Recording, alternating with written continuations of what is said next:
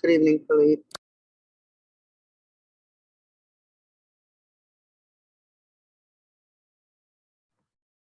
Good evening, Delshonda.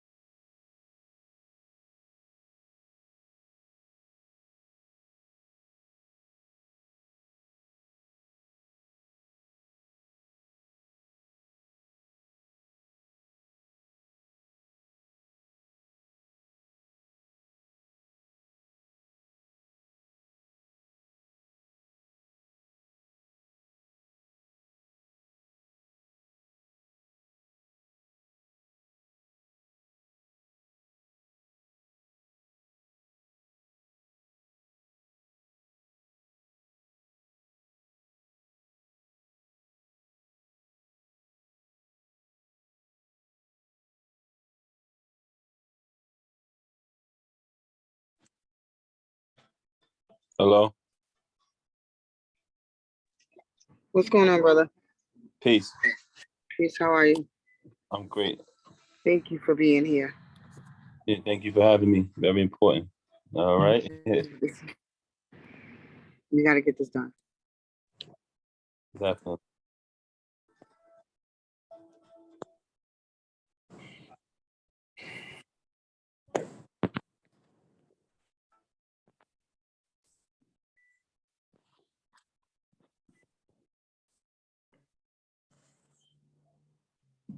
Hello. How are you? Thank you. Great, great. I don't have enough light, but you know, I got what I got. Okay, man. I'm in a hotel. I just landed so long ago. London.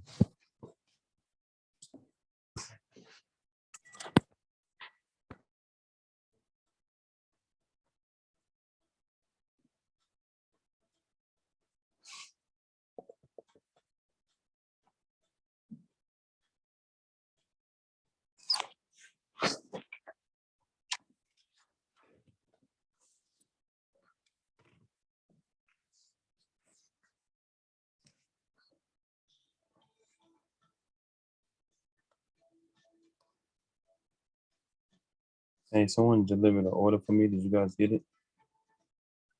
Yes.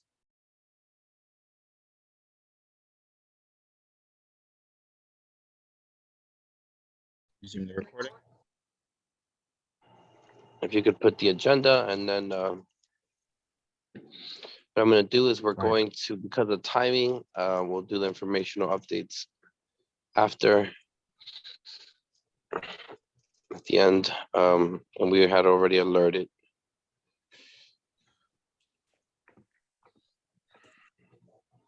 Okay, so I'm having an issue here with sharing my Actually, screen.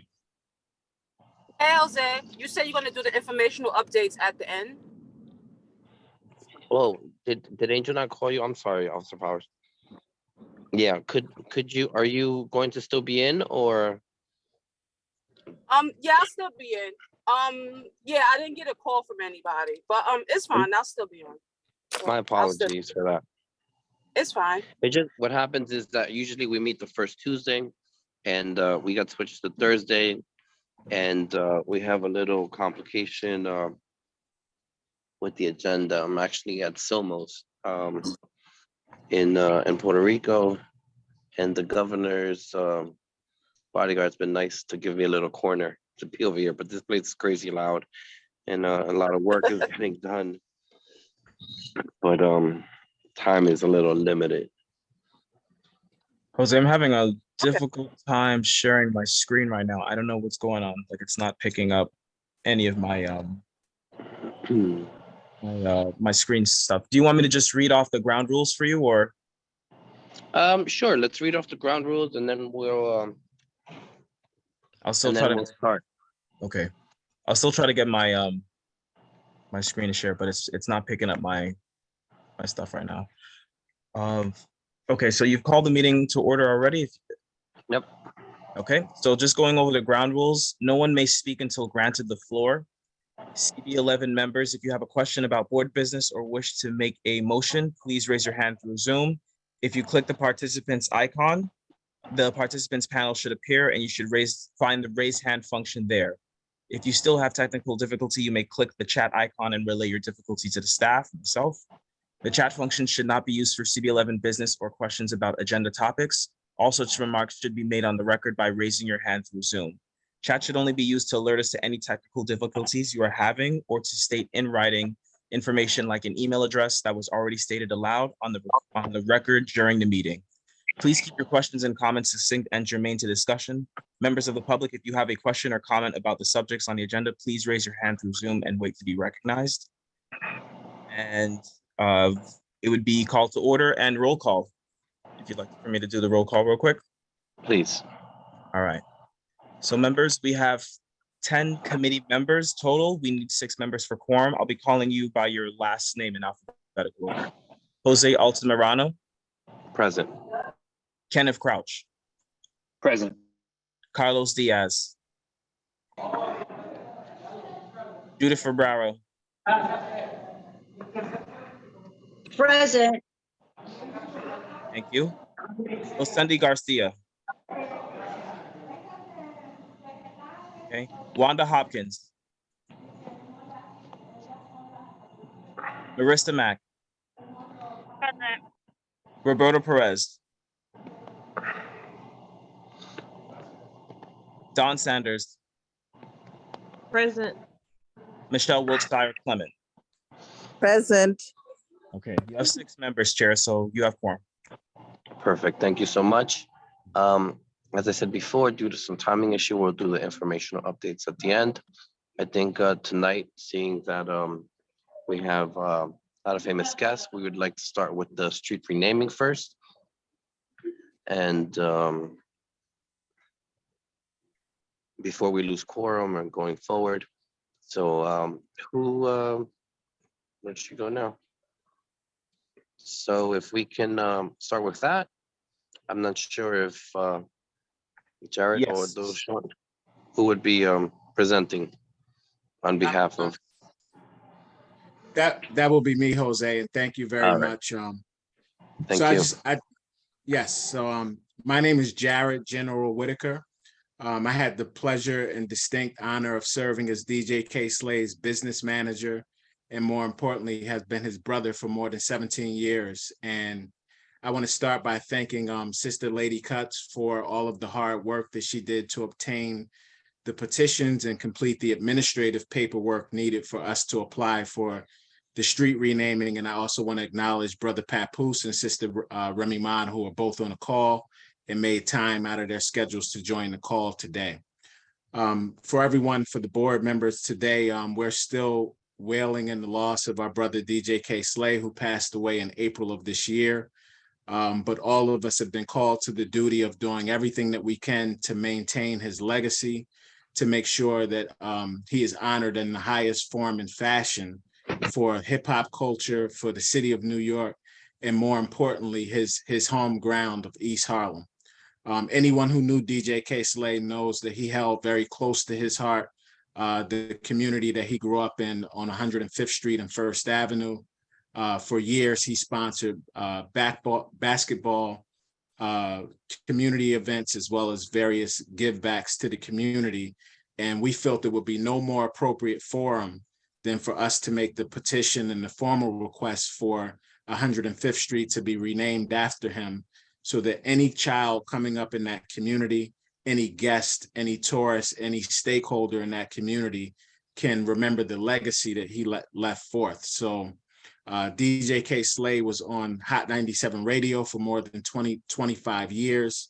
He's broken numerous artists in the music industry, in the rap and hip hop culture industry, Papoose being his most notable mentor, brother and friend and mentee, as well as having Straight Stuntin' magazine and really making a deep impact on the culture. I have the dual responsibility of serving on the Universal Hip Hop Museum as a board advisor. DJ K. Slay will have a formal installation done in 2024 to recognize all of his work as a graffiti artist, a DJ, recording artist, and really someone who is enmeshed in the fabric of New York hip hop culture as well as the global culture. As far as accolades, at the time of his passing, he received 2 different proclamations from New York State from Senator Justin Bailey, as well as Senator Cordell Clare of Harlem. So today, we want to make the formal petition request for the street to be renamed after DJ K. Slay, also known as Keith Grayson, so that we can honor him, that we can celebrate his memory, and that he can be an aspiration and serve as an inspiration to every child, every member of that community. With that said, I'd like to also allow for Brother Papoose and Remy Ma, if they feel so inclined, to share a few short words about his impact, given that they're both very notable and recognized globally with what they do, to speak, and Sister Lady Cuts as well. Yeah. Peace to everybody that's on here. First and foremost, I want to say if there's anybody I feel who deserves to have this honor, it would have to be K. Slay. For so many years, he gave opportunities to different people from, across the planet to use their talent to do something positive with their lives. And, his community was very important to him. It didn't matter what was going on and basketball stars, rap artists, whatever we was doing, like my brother General just said, K. Slade made sure we came to his community during the summer to attend that basketball tournament to show love to those children in that community. Year after year after year, your favorite celebrities were right there in East Harlem off the strength of K. Slade, giving back to those children and, inspiring them to do something positive with their lives. And that was something that K. Slade held very dear to his heart.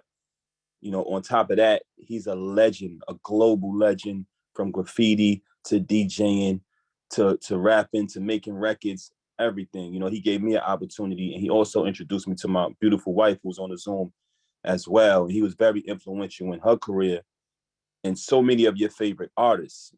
K. Slade was the one who opened that door. And that's what I think it's all about. Each one teach one and create opportunities for others.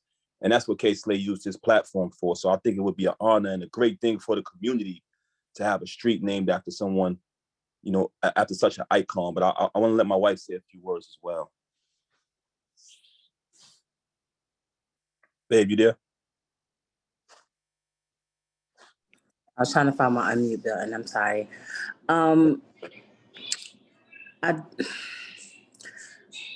I hate that we have these street namings and things like this after the person is gone.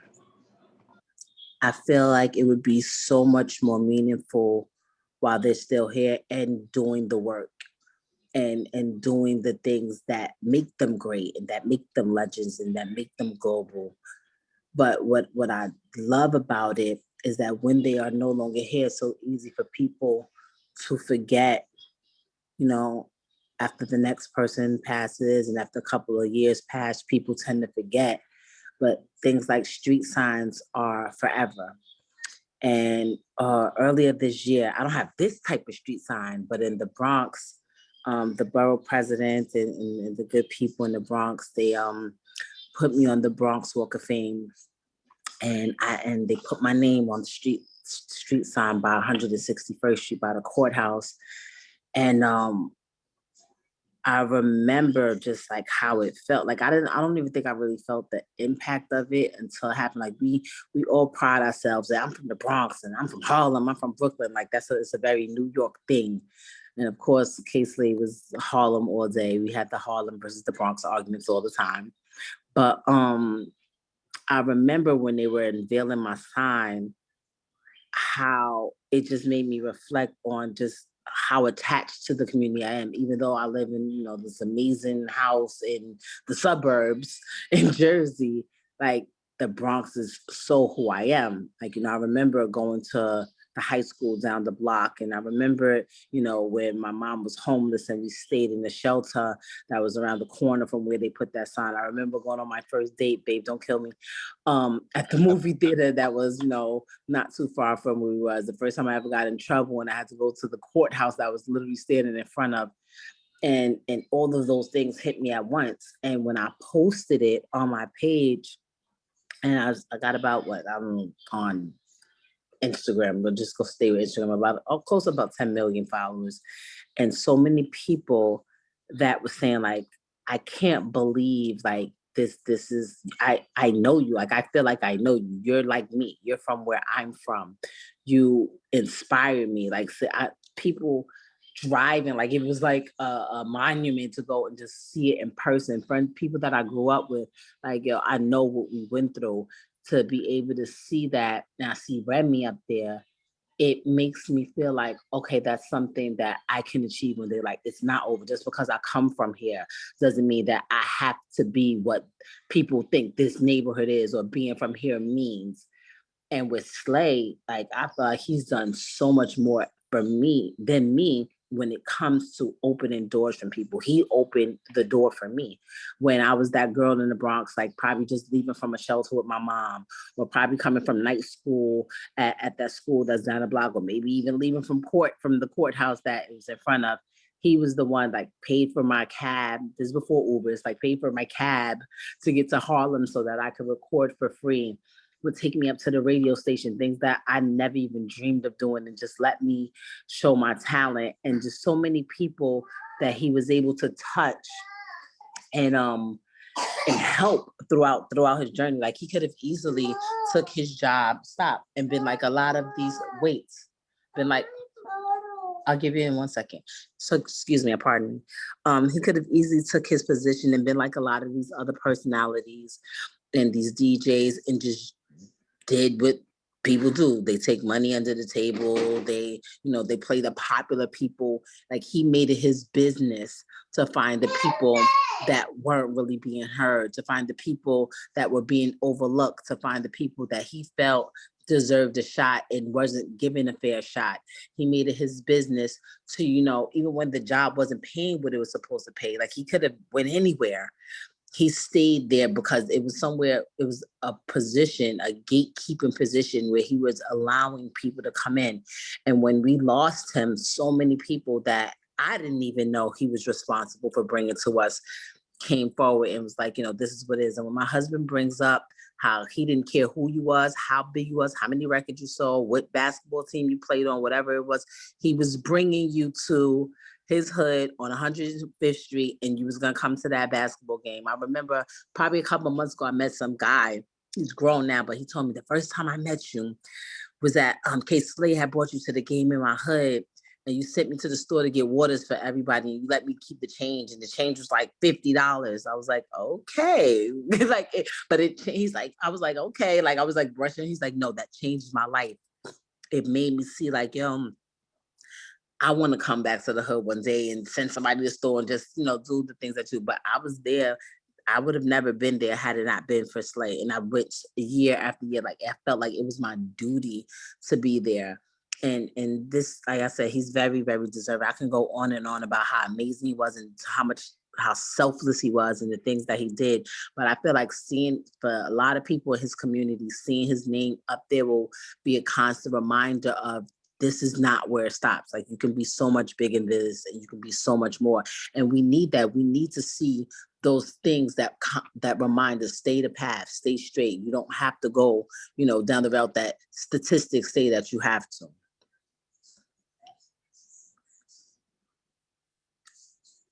Thank you, Sister Remy. That's powerful. And I agree with everything the sister said. Sister Lady Cuts, you want to speak just a couple minutes as well, and then I'd like to show a short 2-minute tribute video before we give the board the opportunity for us to pass approval tonight for the street renaming. Good evening, everyone. I met Slay when I was probably like 1 or 2 years old. he used to play the music in the back of the building. I'm from Spanish Harlem. I'm from Wilson. He's from East River. He used to play the back of the building music for my pops when they used to have their basketball tournaments in the 80s. And he's the first DJ I ever experienced. You know, I saw his struggle. I saw him come back from struggle, you know, work his way up from a shopping cart.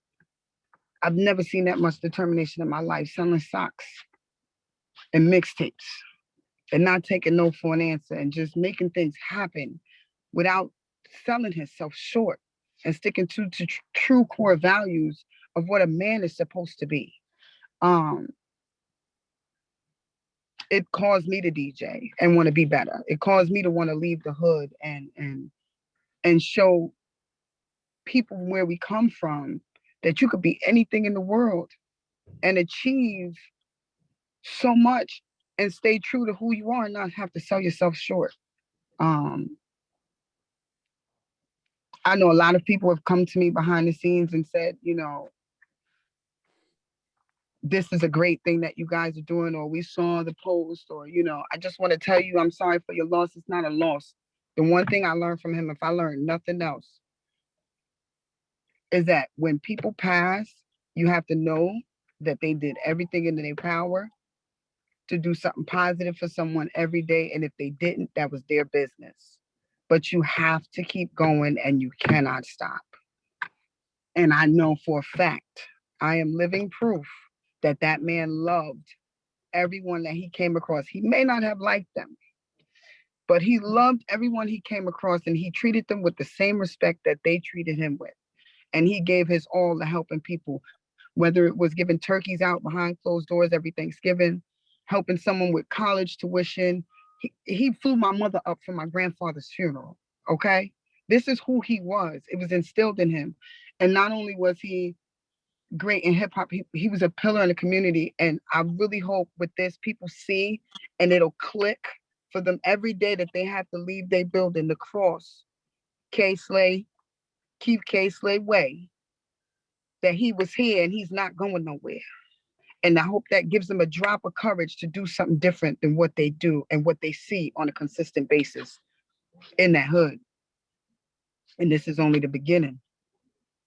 He poured into us. So we have nothing but knowledge and love that he poured into us to give to other people at this point. And that's really what it's about. And I thank y'all for letting me speak. Absolutely. And Lady Cuts, I want to thank you again because you stood up and made sure we secured all the petitions, the letters of support from the businesses, and all the administrative work. We about the action, you know, it's not about the talking. So I appreciate you taking time to make sure that we were able to present this to community board. And if I could just share my screen for 2 more minutes, and then we would like to, you know, turn it back over to CB11 so that we can prayerfully pass the request. So can everybody see my screen now? Yeah, we can. Okay.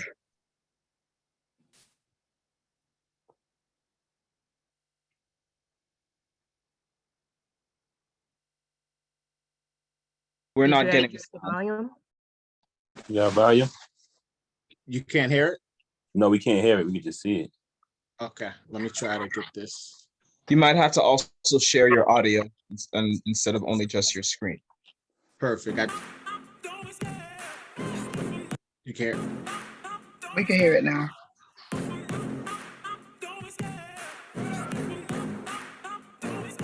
I love the chase and the hunt, and I set the pace when I'm running. I always take what I want and I always give it 100. Don't need a bank, no I'm funded. Play the game like it's nothing. I'm always thankful for something. Don't take for granted, stay humble. Now wake up! It's time to look at the enemy. Look in the mirror if he is no friend to me. It's not working out, maybe it's the chemistry. As a teenage b-boy and rapper hailing from East River, known as El Barrio in Harlem, Keith Grayson was also a young graffiti artist going by the name of Spade. 429. Knowing if you don't evolve, you get left behind. He came up with another name you could put up quick. My main name is Daz TFA. A fearless graffiti artist fighting for his right to create and his right to survive. Life will do that to you. Unexpected twists and turns as we brace for a smooth ride between the inevitable. No one ever said it would be easy. Elevation makes a legend. All elements of hip-hop personified. Chief Grace's story is the greatest example of reinvention, which each step rises higher, from a visual tag to an audio one. Warning, warning, warning. The Drama King is in the building. Evolving from mixtapes on cassettes to CDs sold on street corners. Street sweepers. DJ K Slate released 4 studio albums and a dozen mixtapes with a career tracing back to hip-hop's inception, all the way to the digital age, bridging hip-hop's generations. The game was born until you came around, straight stunt. Bring your personality on to every track. K Slate, you were an innovator. Your show on Hot 97 was how these rappers proved themselves. It's the Drama Hour. You put a lot of people on, and you were a reason a lot of artists have careers. It's time we thank you for what you did for us. The Drama King has entered the building. Yo, what the fuck poppin', man? It's the Drama King, man. Yo, who that?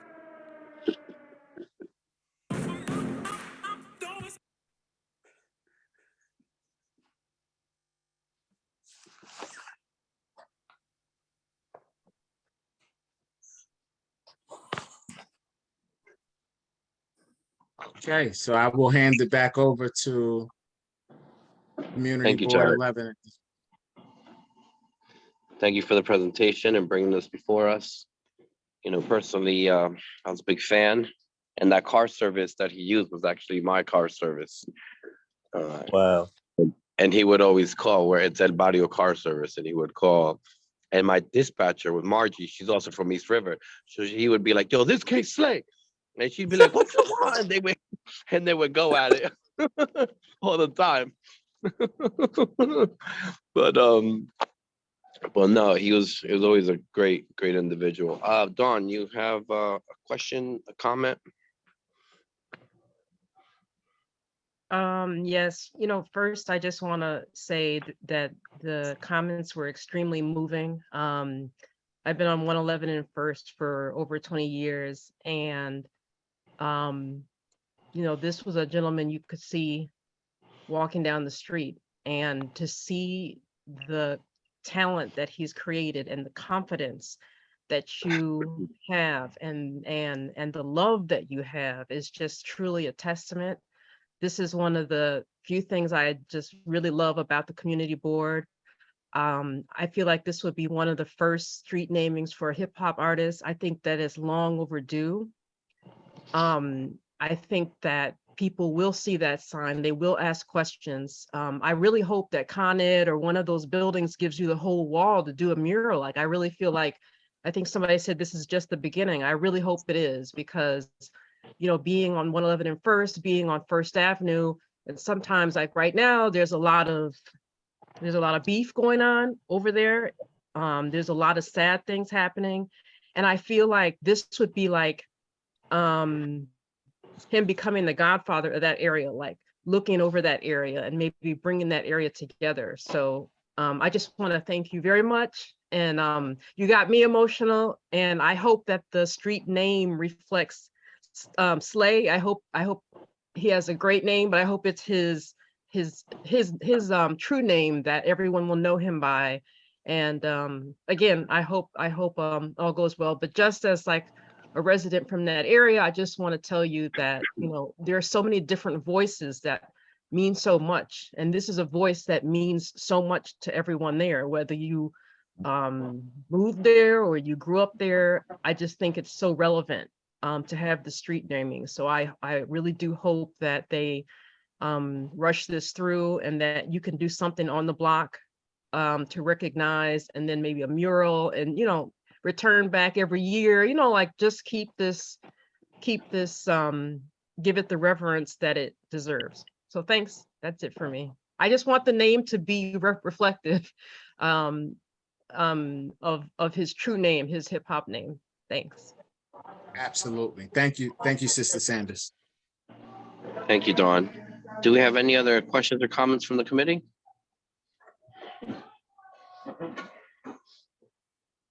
All right, perfect.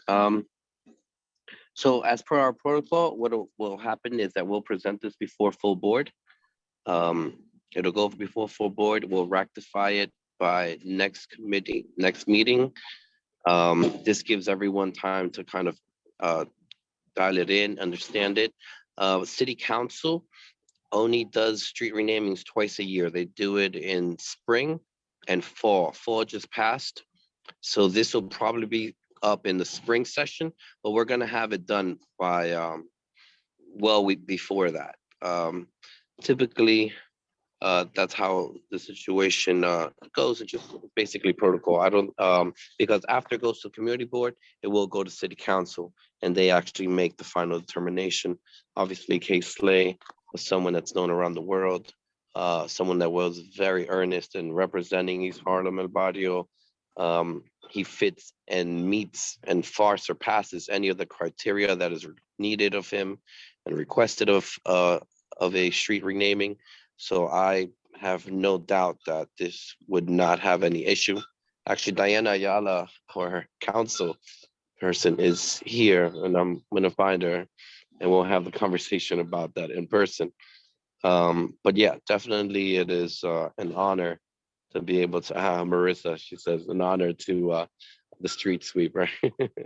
But so we really appreciate all of you being here. We appreciate you taking the time, the work that was done, and it was absolutely necessary because we are looking forward to having his name hanging in our neighborhood. It is definitely something that has merit, you know, and I'm gonna go with my dispatcher when it's time because she was very sad when that happened. Margie Pumpkin said hello. Yeah, definitely will. And she knew it. She had to say Margin, but she knows who she is. All right. So thank you so much. We're gonna move forward with our agenda. Thank you, Absolutely. Ms. Remy, Ms. Thanks, Jared, everybody. Doshonda. Thank you so much for Absolutely. everything. Absolutely. guys. Thank you, Sister Thank you, Lady guys. Cuts again. Brother Papoose and Sister Remy, thank you for making time out of your schedules to join. And I leave everyone with the same greetings. Assalamu alaikum. And I wish Walaikum you a good assalam. holiday with your family. Be out to you, brother. Thank you so much. All right, y'all. Thank you. Okay, we're gonna move forward. After that joyous news, we have a little less happy news. Our next agenda item is going to be regarding the DOT car share program. This was a pilot that started some few years ago. I believe it was 2018. They were doing, it was a 2-year pilot, they told us. It was 17, I think it was 17 spaces or 24 spaces. And they told us they would get back to us with the information, with what things that were happening. And what they did was they automatically renewed it after 2 years without really having a conversation with us.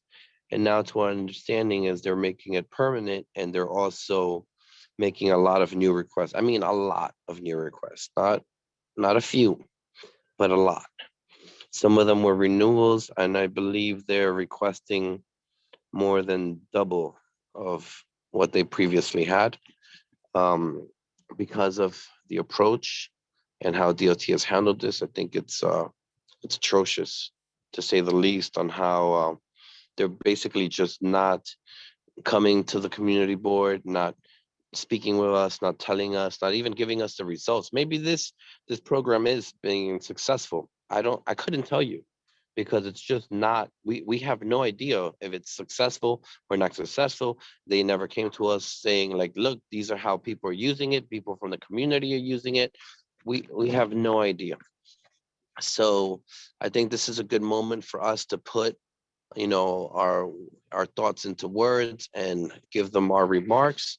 Obviously, this won't be favorable remarks because of the way that they conduct it, not necessarily because of any particular way we feel, but the way they're conducting themselves.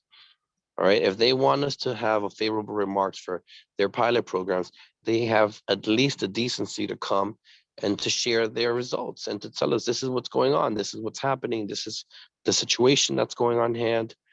I don't know how the rest of the committee feels, so we're going to open this up so that everyone can speak. I will limit Dawn. I love you, Dawn. But we already seen 2 of your emails. I know how you felt before the emails even came out. because I feel a very similar way, but we are very pressed for time. We already lost our vice chair. So we need to Jose, I also want to iterate that DOT, they were supposed to meet us this evening and review the car share details. I'm not seeing anybody as of yet, but I just wanted to iterate that they were supposed to attend tonight. Okay. Yeah, but it's always better for them to attend prior to the day when they want remarks from us. They should have brought us these results. We have a Stevie Feig from NYC DOT. Hold on one second. Maybe he's in the attend. Okay, go ahead. He's in attendees. Okay, hold on one second, Stevie. I'm going to promote you to panelist, and you'll be able to speak.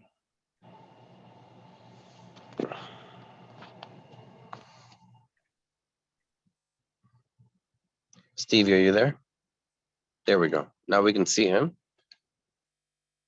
And now we can hear him. I think you may. My name's Eric. My name's Eric Rago with Get Around. I apologize. I don't know why I'm showing up as Stevie Feig, but I am with Get Around, part of the car share program. I will rename myself. I'm Stevie. I'm with the Department of Transportation. Let me just rename that very quickly. That is very weird, Eric. We have the rest of our car share partners here also to speak. If you can give me their names, because I do see a lot of people in our attendees. Yeah, I'll put it in the chat if that's easier. That would be easier. Thank you.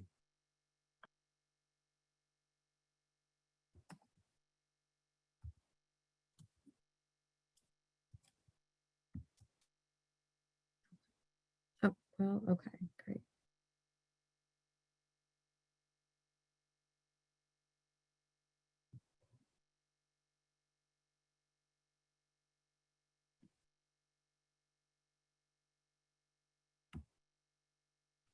Looks like Will's been added, just waiting on Rachel and Sohail.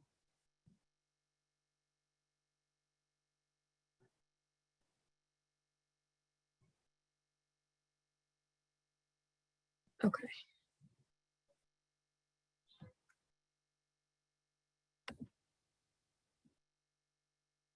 All right, and I will just share is it okay if I share my screen?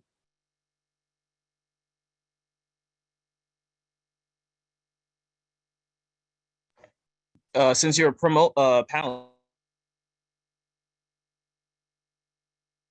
Helene, you muted yourself.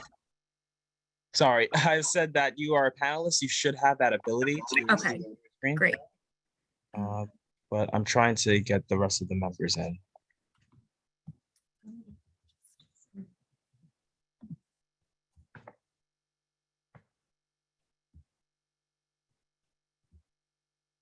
All right, can everyone see this? Just go to presentation. Yes. Great.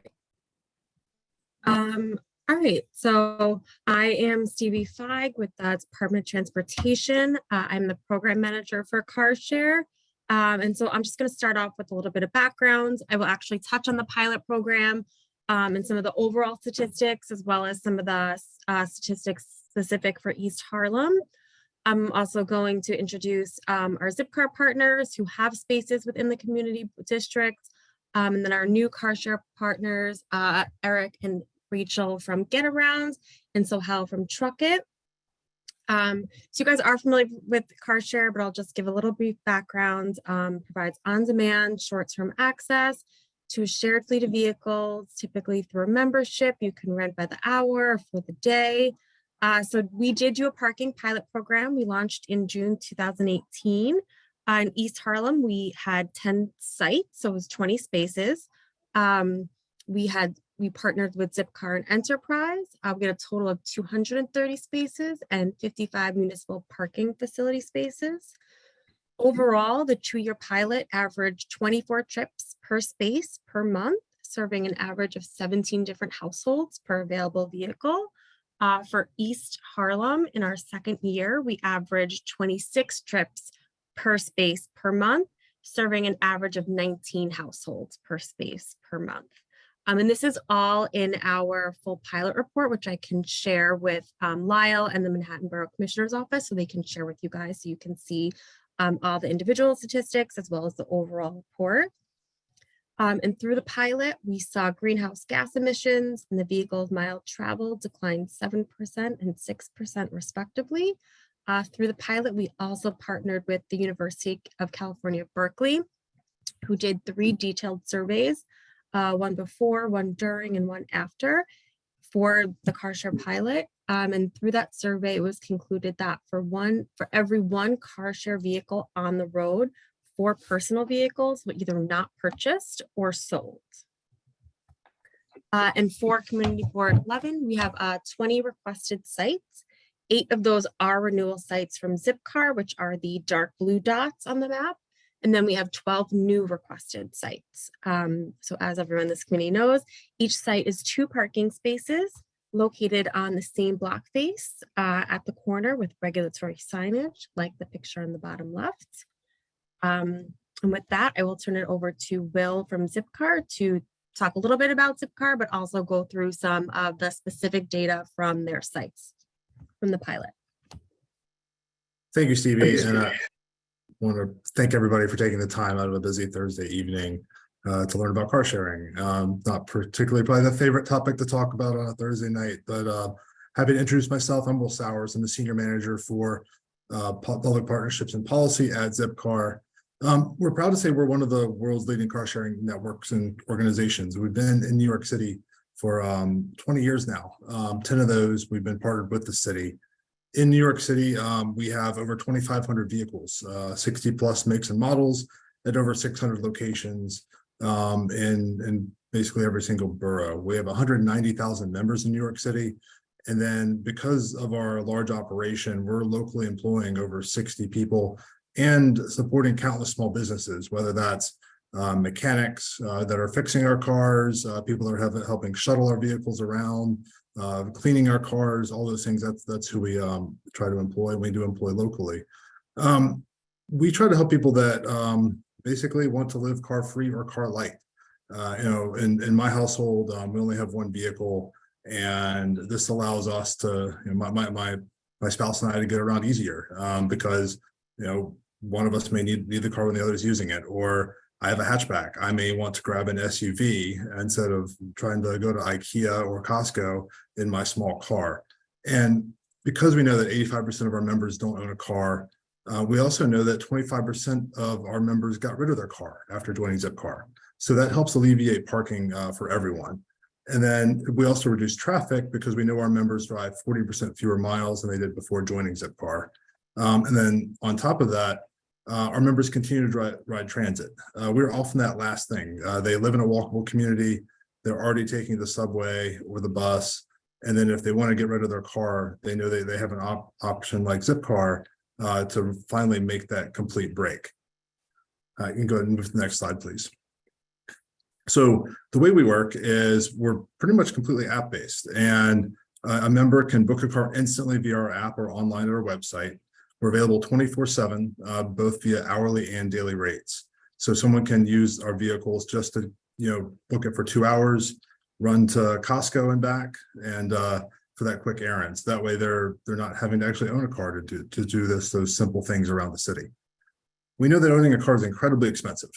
From our own surveys, our members, this is nationwide, are saving almost $800 a month on average compared to car owners. New York City, we know that's more expensive because everything's more expensive in New York. So we estimate usually in New York, that's probably upwards of $1,000 a month when you look at insurance and car payments and maintenance and everything else that goes into owning a vehicle. What we do is we make it simple. By every single reservation includes gas, a dedicated home parking spot, insurance options, maintenance, and 24/7 roadside assistance, and 180 miles per day included for travel. Our vehicles are round trip only, so they have to come back to their dedicated parking space at the end of the reservation. They can't just go park in another street side space. So they have to come back at the end of every reservation because they live in that location. Next slide, please. So just to kind of talk a little bit more about like how we enable all New Yorkers to have access to a car without owning one. We know that a lot of folks can't afford a vehicle. And in fact, a partnership that we have in New York that we're really proud of is NYCHA, and I'll talk a little bit more about that later. But it allows someone who can't afford a car to use one. So if I can't afford a car, but I still need to get, across Manhattan for a doctor's appointment with my children, or I need to, go out and visit family in New Jersey, I can do that without having to go to a more expensive rental car counter or, something else that might be more inconvenient. This is really allowing us to reduce congestion. Our own studies have shown that each Zipcar takes up to 13 personally owned vehicles off city streets. So by doing that, we're preventing people from buying cars. From our study during the pandemic, because we know a lot of New Yorkers went out and bought cars during the pandemic, less than 5% of our members bought a car during the pandemic. So they help kind of prevent more cars from clogging city streets. And 95% of our members continue to use transit during the pandemic. And what they have also told us is that if we were to disappear from city streets, 34% of our members would go out and buy a car. So you can imagine we have almost 200,000 members in New York City. Imagine that many more cars choking city streets. Probably that's roughly like 70,000 cars more than we would have now if Zipcar wasn't available to them. Next slide, please. So specific to CB11, so we've been now in CB11 for a few years. We're only requesting our current sites that we've been in. We've seen some great success. Each of our cars during the entire pilot period, which includes COVID, saw 20 trips per month.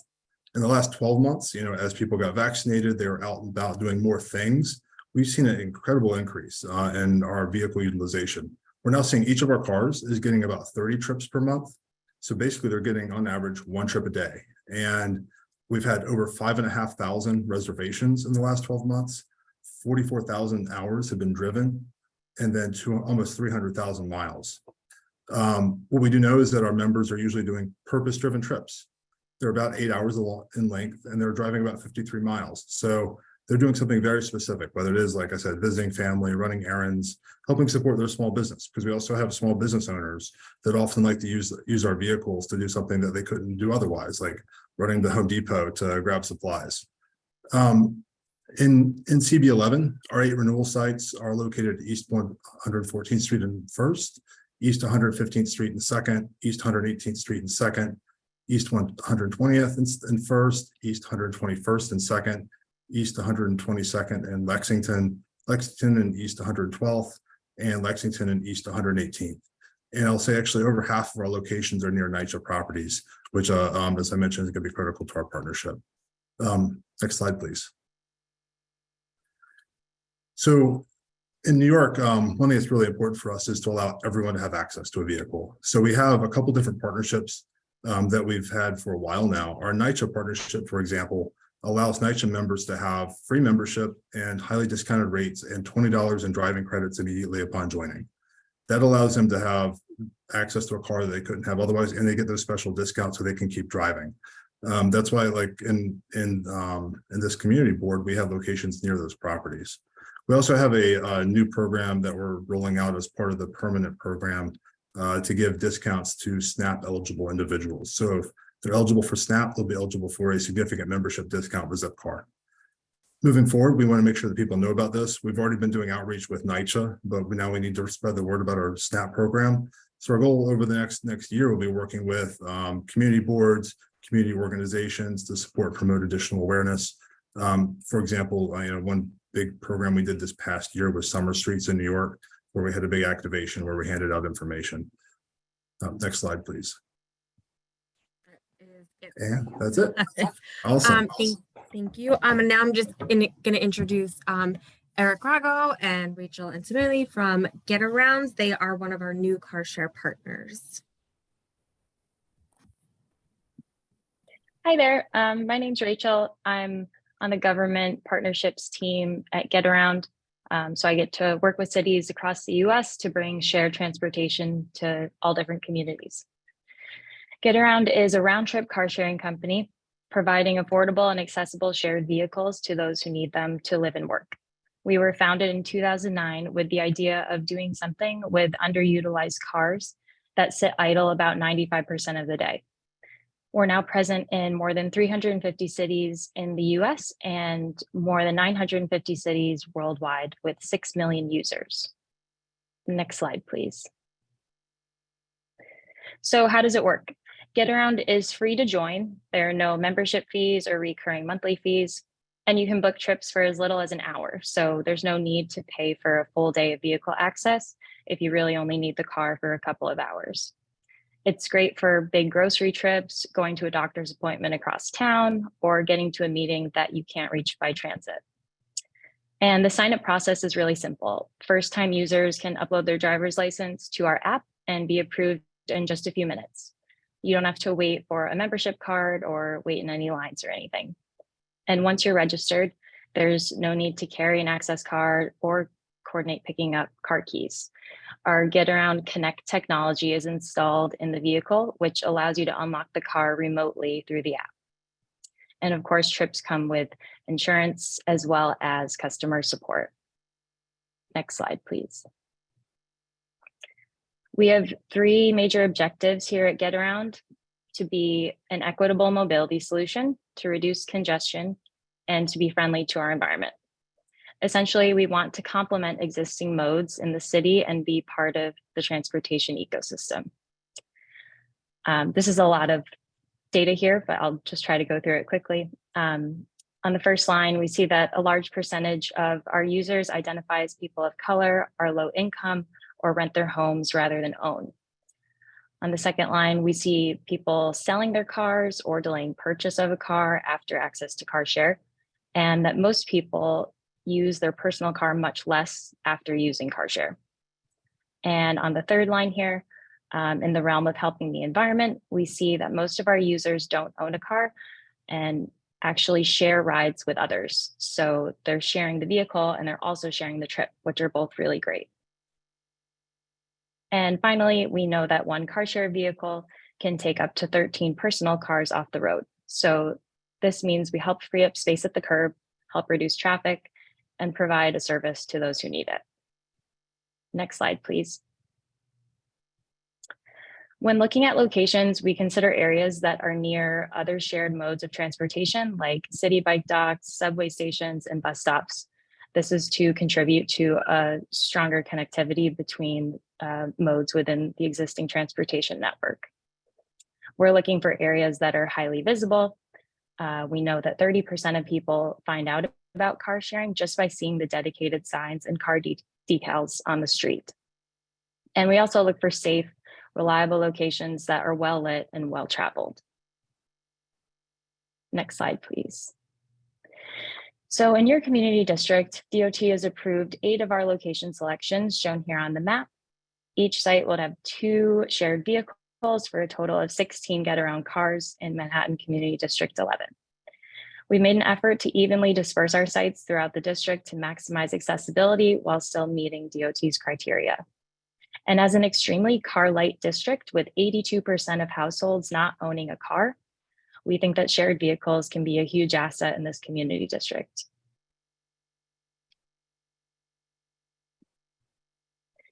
So in consultation with DOT, we've created an equity and outreach plan to connect with community members and reach all populations. To spread the word about car sharing and to reach as many New Yorkers as we can, we're offering a few different types of discounts. First is Intro to Car Sharing, which is a one-time discount to encourage new users to give car sharing a try for the first time. Next is through community organization partnerships, where we would choose community organizations and donate discounted access to car share. For example, a food pantry that has volunteer drivers delivering food, or a Little League team that needs to transport their equipment. If anyone has ideas for community partnerships in your area, please do let us know. We'd love to hear about the opportunity. And lastly, discounts for underserved communities and those on public assistance like NYCHA residents, where we would provide a recurring discount code to reduce the costs and ensure that car sharing is an equitable option. Our team is designing materials that we'll share with community orgs, city departments, elected officials, and residences to reach as many people as we can with this information. GetAround will also be collecting user feedback to understand what's working, what's not working, so that we can do our best to meet the needs of each of the communities we're operating in. Thanks for listening. I think I'm passing it off to Truck It now. So now I'm going to introduce Sohal from Truck It, who is our second new company into the program. Hello, this is Sohail. I'm with Truck It. Can everyone hear me? I assume you can, so I'll just keep going. We were established in 2019 as a car share fleet comprised solely of pickups. We are a small business, so we don't have thousands and thousands of vehicles or billions of dollars of revenue. We are a small business, and we have New York roots. I was born in upstate New York, raised in the Hudson Valley. I lived in New York City. I was educated. I got my higher education in New York City, lived there for about better part of 10 years before leaving. And now that my daughter is old enough for public school, we decided to bring her and Truck It back to New York. So here we are. Current operations, we've got 20 vehicles, all Toyota Tacomas. You can see the picture on the right. It's it's what's known as a compact or mid-size vehicle. So I looked up what are the top 5 vehicle types in your district, and this vehicle in size aligns within a couple inches in width of those vehicles. And I can just go through briefly. The most popular vehicles in your district are Honda SUVs and vans, and then second is Toyota SUVs and vans, followed by Honda and Toyota 4-door sedans. So this kind of in size matches what you've already got in the district. We're seeing peak utilization currently of over 50%, and we're happy to say that so far we've logged around 7,000 trips, and we've had 0 reported injuries in our vehicles. Next slide, please. What are our goals? Our Truck It's goals. We want to empower people to get things done, right? So whether it's completing tasks at home, eliminating clutter, moving a room share, or picking up items you found on Craigslist, we want to be there. We provide easy to drive vehicles, easy to park in the neighborhood. So anytime anyone needs a truck, go ahead and ask. We don't mind. Next slide, please. So there are other ways to get pickups in New York. You can go to your big box home improvement, or you can go to U-Haul or Budget, or you can do traditional car rental. What we found is that those vehicles are much bigger, maybe not well suited for someone who needs a truck or a vehicle to transport items, for an hour or two through city streets. Like our vehicles are much smaller, and we feel like are still able to get the job done, and they're in the neighborhood, so you don't have to go out to the airport or go out outside the borough to pick up your vehicle, thereby logging even more miles to get done what you need to get done. So next slide, please. So we offer an app-based solution. So we start out with a background check. We make sure that anyone on our platform is a safe driver and a knowledgeable driver. And once you get that, once we do that, then you're able to reserve vehicles from your phone, unlock with your phone. We've seen people reserve and unlock and drive away within 5 minutes, which we see as a very convenient solution here. And as I mentioned, we're providing our vehicles on the city streets to create awareness. People see the vehicles on the street, and they're aware that, okay, this vehicle is available for car share. We find that's a good way to get the message out to the communities. Next slide, please. So we've requested 4 sites, a total of 8 vehicles in your district. And we selected these sites, on 100th Street, 110th, 117th, and 118th because of their proximity to some of the commercial districts in this neighborhood. We feel that the proximity to the East River Plaza, there's many hardware stores in the area, and it's a good mix overall of commercial and residential. So we feel like our vehicles will be a good addition to the community. And on top of that, so we feel that if someone realizes that there's a pickup available in the neighborhood, next time they go to buy a car, if they own a car, they'll be more inclined to buy a smaller vehicle, something much more fuel efficient, so that when they do, and with the knowledge that when they do need to make a bigger run with the vehicle, a truck is available in the neighborhood for the 1 or 2 hours they may need it every month or so. Next slide, please. So so our equity and outreach plan. So we want to make sure that we get the word out that this is, that this is something available to hardworking New Yorkers, and we want to make sure it's accessible as well. So we want to provide favorable pricing and discounts to anyone in public housing or in the SNAP program. If there's any other programs that you think that we should be working with, we're open, we're all ears. And then on top of that, we want to work to create awareness. We want to work with local community organizations, churches, job centers to make people aware that we're here.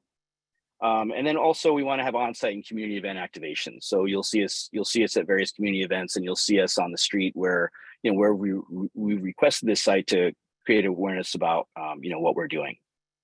So thanks for the time, and appreciate any feedback. Thank you. So these are the new sites that have been requested, and these are the renewal sites. And perhaps I will just leave it on the new sites that are requested. Questions, comments, anything we can answer?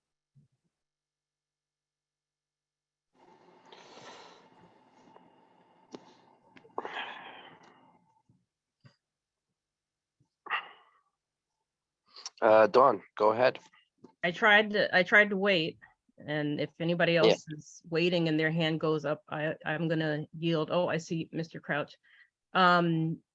So yeah, this is like the second time this meeting that I just want to cry. Just to start off, this reminds me a lot of when I was at Columbia Business School, and they asked me to go to the community board meeting and talk about the business school expansion into the community, that they would be taking over certain spaces and that they were going to be good neighbors, and I actually was there as a student and a business owner, right? And it was, even David Dinkins was there. There were a lot of notable people who actually took the time to come to the community. And even with those folks, the way that Columbia presented, and that includes me, was just incredibly insulting to the neighboring community. And now that it's been about 10 years since that began, I'm going to a tour tomorrow, actually, of the new campus. I am actually, I'm much more understanding of how infuriating it can be to live in a community and have things brought to you that are suggested by other communities, not needed by this community, more expensive than anything that anybody in this community, median income go to the top, more expensive.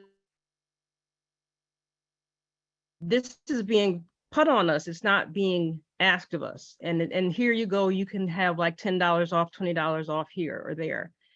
I'm astounded.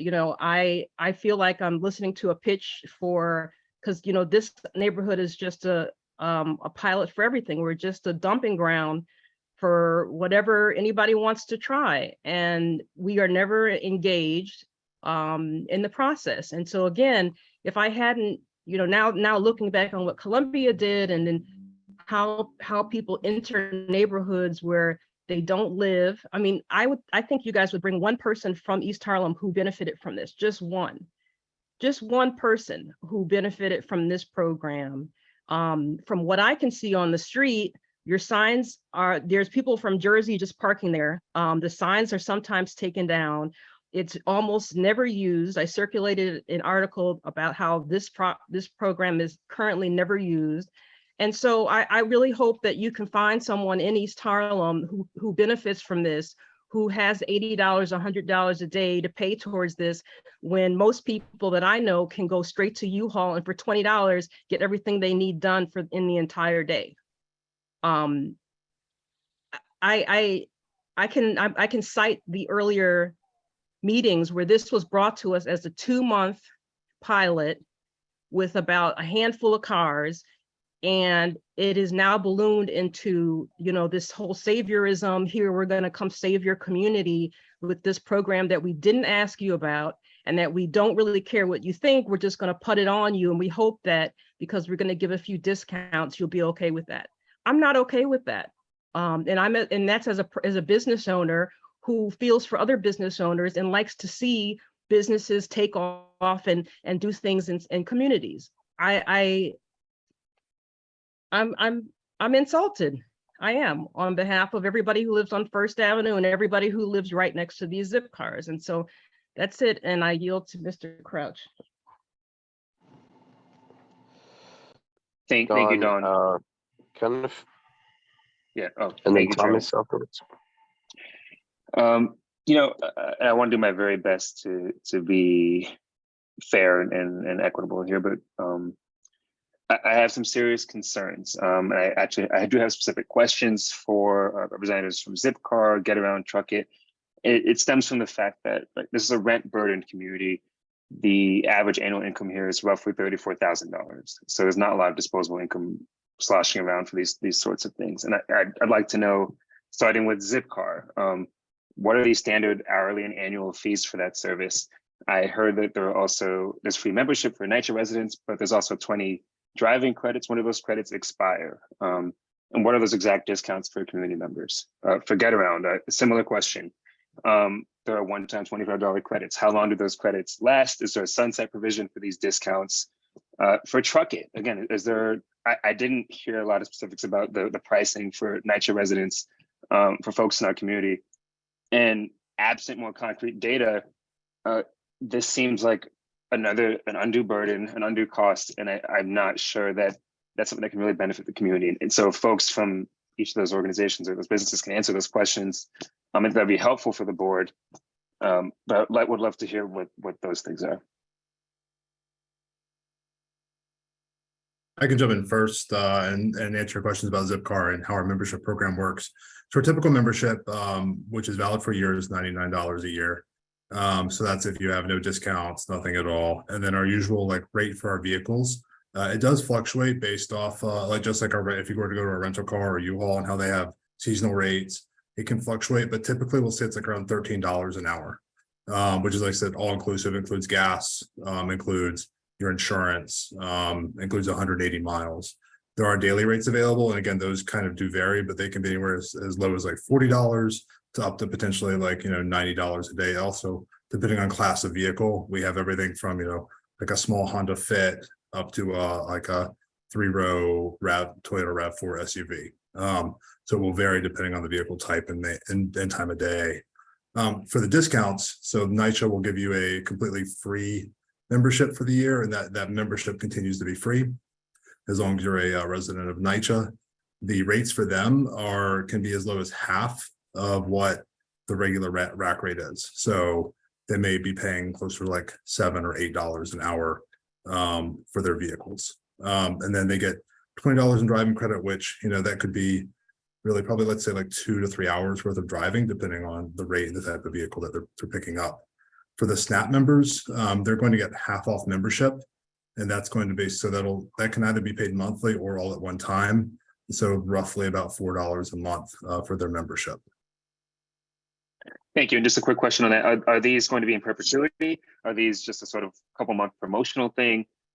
What can the community rely on? So NYCHA, that is a partnership. We want to make sure that's permanent. We work with NYCHA. I think we're on calls with them twice a month. We have a dedicated account representative that works with NYCHA all the time. So we want to, that's an opportunity for us that we want to see expand and continue to serve more and more members. And SNAP, so that's a brand new program. I don't expect that to go anywhere. In fact, we're already talking about expanding it to areas outside of New York City, to other states that have similar programs. So I think that is going to become a permanent part of Zipcar's equity offerings. Then on top of that, we want to do, try to find other ways to do outreach and provide, small community grants that can help like small businesses or small community organizations get off the ground. Thank you. I'll jump in for Get Around. Eric Rago here. So our rates, vary based on type of vehicle, time of day and things like that. But to give you specifics, it can start as low as, $5 to $7 an hour, $40, $50 a day, and go up from there. We, in terms of kind of like our equity program and specifics on that, we're looking at a couple different options. But with respect to individuals on public assistance, it would be a recurring discount every month, where they would get 50% off trips up to a set amount. Really, the goal and intent here is to provide access to affordable car sharing for everyone, regardless of income. And it's something that we're looking to, really increase awareness for. We have thousands of users in this district, and we are really excited to further support them. Got it. Thanks.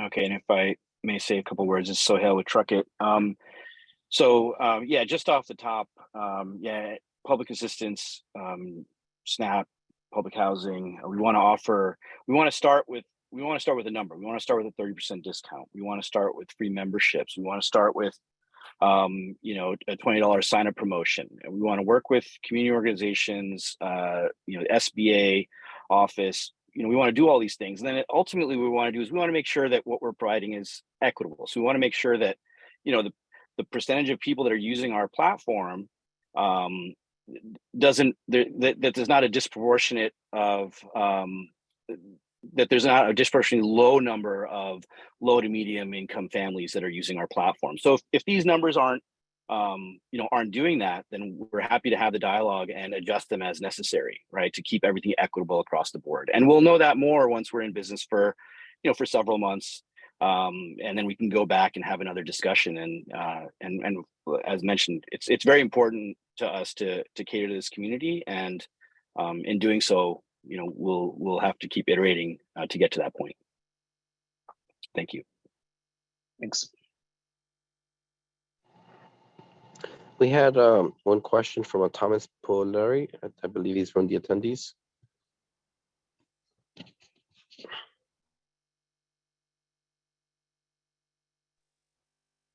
Khalid, could we get him to speak? Thomas? I've given Thomas the ability to talk. He just had Thomas, you can unmute.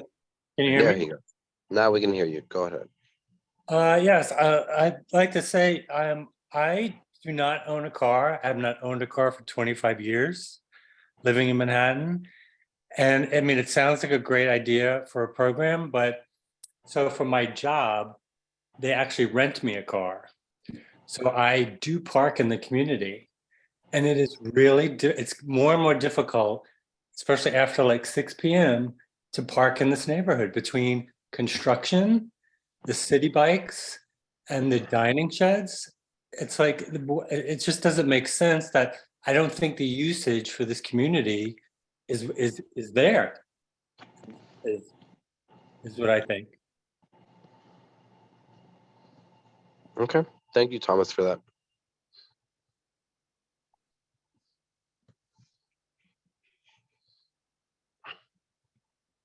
All right. Look, I appreciate, and the committee appreciates everyone coming here today and actually presenting to us, as I said before. For those of you that heard or didn't hear, we were told about this program in 2018. And since 2018, which has been about 4 years now, we haven't gotten anyone come back and give us any reports or tell us what's the story, what's going on or what's happening. And now that you're looking for more spaces, you're here and you're giving us a report, but obviously the committee and the board will still feel a certain way.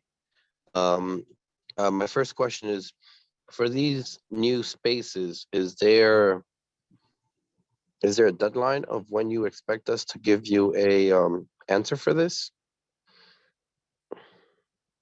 So this program, I mean, it is permanent. It's happening. We do want to provide the board with 30 days feedback, whether that's, you see any sites that you have valid concerns, pose a safety threat, if there are any suggested sites you'd like to see car share in, again, any suggestions for the car share companies, any community organizations, us at DOT or the car share companies can reach out to. So that's kind of the feedback we're looking for, and 30 days. 30 days. So by next meeting, because we would meet 30 days from now, more or less. Right. Okay, perfect. So that's what the first thing I wanted to know. You answered my second question, which is community feedback and where these locations are going to be given in. Now, these locations are one spot or are they two spots each? 2 spaces each, so it's 2 cars. It's going to be the same as the 8 existing car share spaces. At the corner, the same 2 spaces at the corner. So they would be 24 spots. Correct. Okay. Did I see some more hands going up, or Thomas, you could put your hand down. All right, I'm gonna let Judith and Dawn speak, and then I'll get back on. Judith, go ahead. All right, thank you. I had my own car, and when I gave it up, this is when Zipcar came out. I tried Zipcar. I had called, and one of my neighbors told me there's a garage between Madison and Lenox, and that he saw a sign there that said Zipcar. Well, I went there to try to see if I can get a car, and they said they don't rent cars out of that garage, even though I saw 2 Zipcars there. Then I called again, and I said I'm interested in just renting the car for a couple of hours or whatever. The location they gave me, I would have had to take a bus to get to the location they gave me. And after that, I said the experience with Zipcar is just not worth it to me. And taking spots away from the community that needs it, I think is really a bad idea. So that's just my experience with it. Thank you, Judith. Dawn? I just wanted to see page 25, I guess, so I can screenshot that and just know more about the spots you're taking. And then I just wanted to understand, because I Chair, maybe you could help me with These this. are, Dawn, page 24 are the new spots. These I know, would be but the there's new ones. two pages of That would spots. I be can only see. that would be renewals. Oh, okay. I'm screenshotting this one. Okay. So yeah, I just want to know, Chair, could you put it back to 24, please? Because those are the ones that we will be discussing with the community. I got the 25. Thank you. I just want to understand is because they came in 2018 and said they were going to be a 2-month pilot, twice the number of spaces. And I think it was the community board to our west that wanted this. It was not our community board and it was not our council member who asked for this. But Chair, am I right that they are moving forward with this? They're not asking if we are okay with this or if this would help us or hurt us. They haven't done their due diligence on this. They're just telling us that they plan to move forward with this in our community. Is that the purpose of tonight, to just be told that we are going to have a unsuccessful pilot dumped into our community in perpetuity with higher prices because the 1,000 people who are gentrifying our neighborhood can afford this. So therefore, that's what I mean. Am I overstating what's happening right now, or am I misunderstanding? No, that's what I understand so far. That was my question. If they were looking for approval, but I was told that they're not looking for approval. They're looking for feedback, which means that they are moving forward with this regardless, but they are looking for feedback in regards to the positioning of the program. So you're not mistaken. Yeah, and I can just add a little bit to that, Stevie from DOT here. I don't know that it was ever said that the pilot was going to be 2 months. It was always a 2-year pilot. And I can double check that. I wasn't involved in the initial pilot, but I will certainly double check that. But I do believe it was always because we were mandated by city legislative for a 2-year pilot. but I'll certainly double check that. I do And- believe it was 2 years as well. We can get you the, we can get the video from Angel. We can get the your actual presentation where you said how long it was gonna be. We'll get that to you, so you can absolutely, and I review can that. certainly look it up on our end as well, just to double check. And I do say the 14 selected neighborhoods for the pilot we went in from where we did receive elected support. So that we did have support from the electeds from your community board. But So again, does that mean Diana Ayala approves of this plan? I'm sorry, I just want to be clear. So from the pilot, I want to say, again, I wasn't involved in the initial pilot, but the 14 select neighborhoods, we did get elected official support, and I can get all those names for you. I just don't have them right now, but I can certainly get all those names for you. Shouldn't Lyle know? Lyle's on the line. Somebody should know already who approved this. Lyle, are you there? She can get us the name, Dawn. Okay, I'll certainly get you the names. That was 2018. Yes. I don't know who was there at the time, honestly. Go ahead, Stevie. I'm sorry, I just lost my train of thought. And so we will be getting, for these new sites and the existing sites, we will be getting monthly data for them on trip usage, how many people they're serving, to make sure that the sites are being used, how we want them to be used, and how they were used in the pilot. And we will be sharing that information with the community board. It will also govern how we see the spaces in this community board moving forward. If they're not being used and the data shows that, the sites will be removed. We're not just putting them in your community and leaving them there. We will be monitoring them. We will be understanding who's using them, how they're being used. And we will, if they're not being used, we will remove the sites. I have a question. So how come they're not using any garages? Before, a lot of these services had garages. We have quite a few garage spaces here in East Harlem. Absolutely. Is it a cost? Because I will say that the biggest issue we have in our community in regards to here in the community board is that we're constantly being told that there is not enough parking. Most of our residents like to have their own vehicles. And whenever a parking space is lost, we get attacked very heavily. I just want to make it clear that this isn't something that's just frugal of us, that's just coming out of nowhere. Like, no, our residents will come and say, I can't believe you allowed this, what's going on?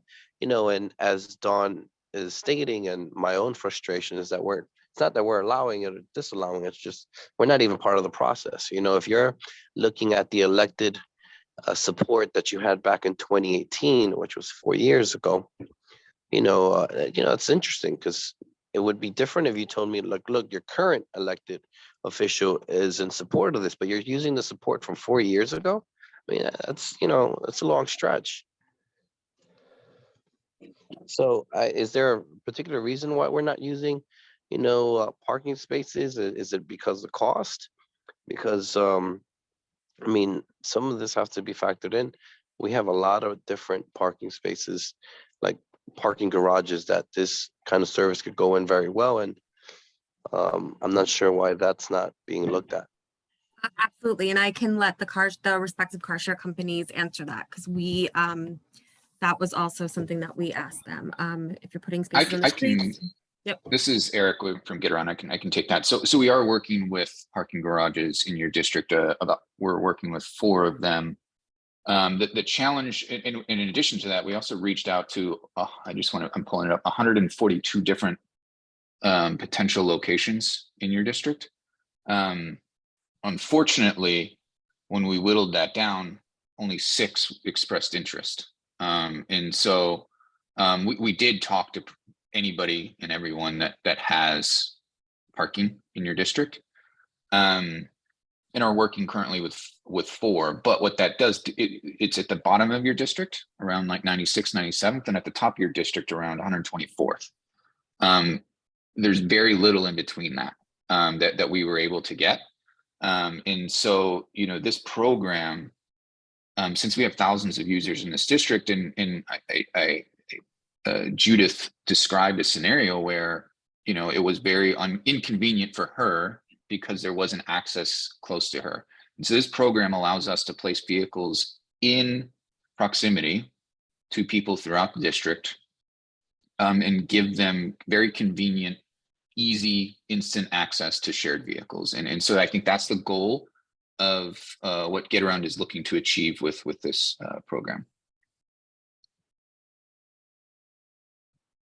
All right, thank you. Kenneth, you had another yes, question, comment? Yeah, just very quickly, that's for Stevie from DOT. I would love to know what DOT's definition of not being used is, and if there'll be accountability metrics put in place. And are you going to report that back to our community? Because those sorts of things are important. And is DOT able to commit today, or or by the next meeting, this 30-day period, to provide some sort of metric? Because we can't have another 4-year situation or discussions from things that happened, really pre-pandemic. We are working through what that metric will be. Obviously, we'll need a few months of data before we can determine the full metric. For the first few months, we are going to be looking at metrics from the pilot. The last 2 years from Zipcar. I can't say when and what frequency we will be sharing with the community board. We absolutely will, but that's still an ongoing conversation. But we will have a standard metric. We are going to need a few months of data for that to understand what the usage is. And yeah, we will be sharing. At this moment, I can't give you a guarantee of how often we're going to come, when we're going to come. But we will be sharing with the community board these metrics on a more frequent level than the pilot has been shared. And is there a definition for not used, like one car, one household a month? I don't know. Is there a ballpark for that? Or it's okay if you don't have that. I'm just curious. So for the pilot, it was 17 households per available vehicle. So that's kind of the metric that we're going to be looking towards for households. We want to be able to serve multiple households with one car. Thank you. Stevie, actually, this is very similar question as kind of had, which is we're looking for some accountability from DOT in regards to this. As you've heard, one of our biggest complaints is that we haven't heard about anything from this program in 4 years, which is unacceptable, considering we've been on Zoom for a few years now.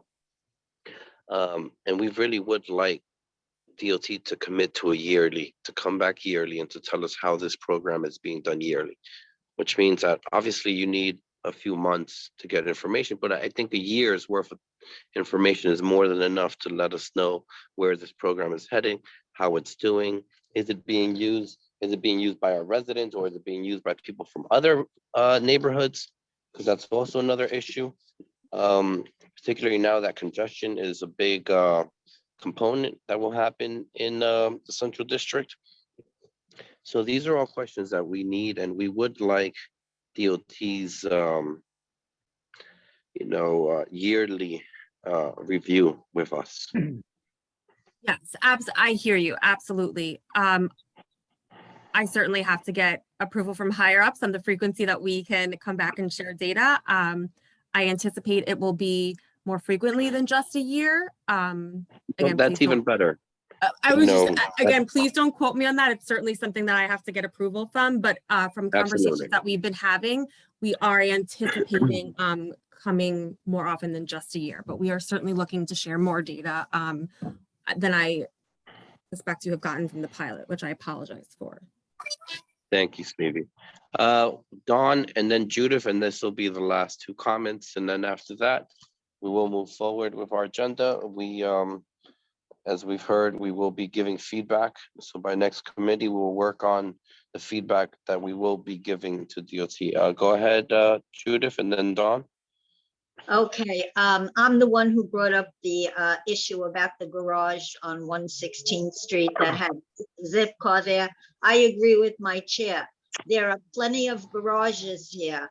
Why can't Zipcar be at one of those garages where you can walk in and at least, if you need a Zipcar, get it? Taking spaces away from this neighborhood, I think, is awful. It's drastic. I have neighbors of mine that had to sit out in their car for over an hour just to get a parking spot. And as far as having to travel to get a zip car is absolutely ridiculous. Then what use is the zip car? I mean, that's just my opinion. So Thank you, Judith. Dawn, and then we have Deborah. So I just wanted to know, the article I read said that the city is selling off these spots for like basically $273 a piece, just basically selling out the community. Is that true? Does that $273, can it come back into the community? Can I buy one of them? I share my car with many people, and I take people to many appointments. Is it true the DOT is getting $273 a spot from these companies to give up these parking spaces? So there is a permit fee associated with each site, $475 per site for 2 spaces. And there Is is that much monthly, yearly? annually, my apologies, annually, per site annually. There's a lot of conversation around that internally at the department and broadly with other agencies. There's and I can get you the literature on this because I may not have the correct wordage. There's case law that prevents us from charging a market rate for these car share companies for the permit fees. Unfortunately, that fee is out of our hands. It's a state legislative issue, and there's a larger conversation going on about what we can do to be able to charge more. All right, thank you for that, Stevie. We had one more question, Deborah, and this will be our last question comment of the night. I think she was in attendees.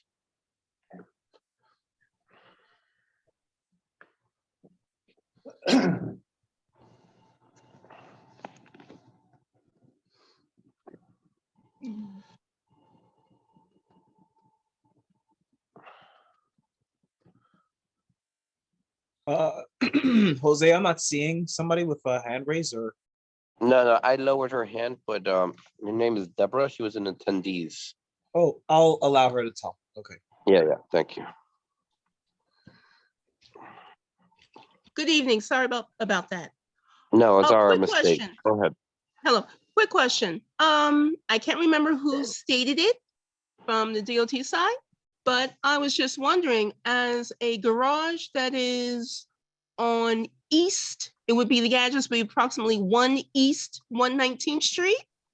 Did they try with the high rise there to see if there was any parking spaces available to have it in a, accessible location? That's my concern also. Because I asked specifically about that address only because some years ago during Superstorm Sandy, it had no water issues.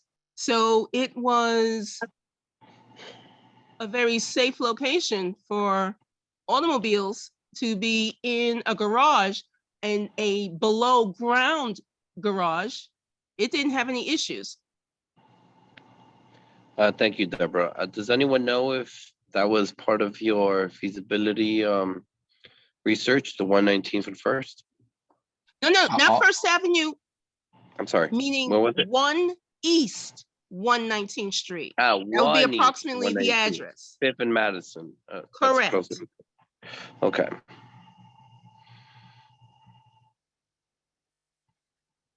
I'll let the car share companies answer that, but I believe Eric from Get Around answered that a little bit earlier. It's the last question. They reached out to many garages within this community board. And unfortunately, many of them they were turned away from. But I will let Eric or Zipcar.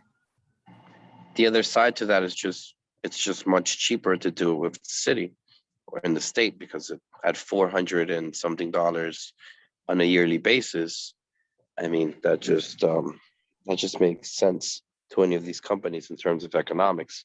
Now, I don't know how much these companies charge. I know a good friend of mine who uses it quite often, and they can be quite expensive for what they do.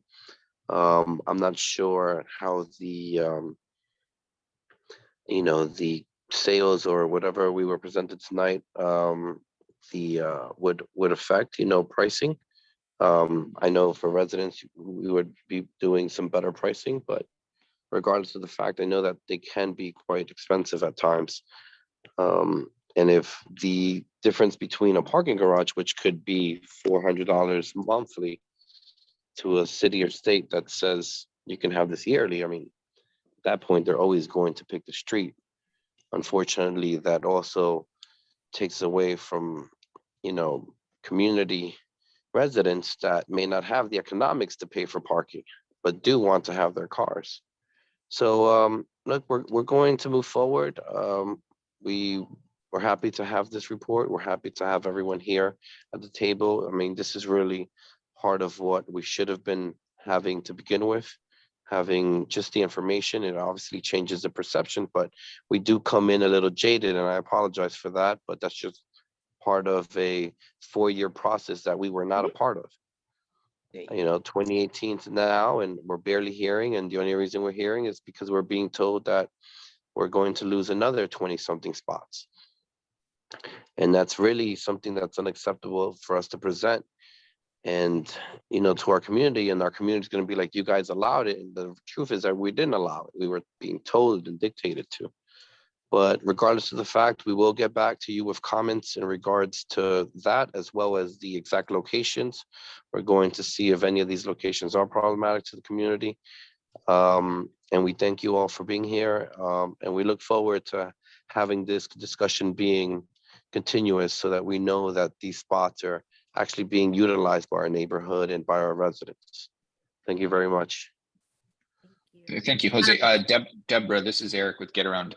I can't be certain it's the exact same location, but the location on 119th and Madison is actually managed by a partner of ours, and it's not available to us. So I don't know if it's the exact same one that you're referring to, but this one would be closer to 5th. 119 is basically the corner of 5th Avenue and 119. Correct. That's where the numbers start. Yeah. Madison would be a little higher, would be probably in the 90, 119 or 100. So it's probably a different building. Jose, you're right. That's just how our numbers start at 5th Avenue. They'll start at 1, and then they'll start going up. So by Madison, you'll get a much higher number than 1. So it's probably a completely different building. But thank you for that, Eric. We appreciate you answering that. And we will be, pushing you guys toward these kind of garages. And, we don't mind you being in the neighborhood. The problem is really displacing the people that are already here. And at that point, then they can't have a car. They're being forced not to have a car. And that becomes an issue for them. But thank you all for being here. We appreciate it. And again, we'll continue to work together. And take care Jose, of that call, whoever it is, whoever it was. Jose, I will share all the reports. They're all online, but I'll share them with Lyle so he can send them over to you guys. We have a first year pilot report, a full 2-year pilot report, and our UC Berkeley survey. Perfect. Thank you so much, DB. I appreciate it. Great. Thank you all.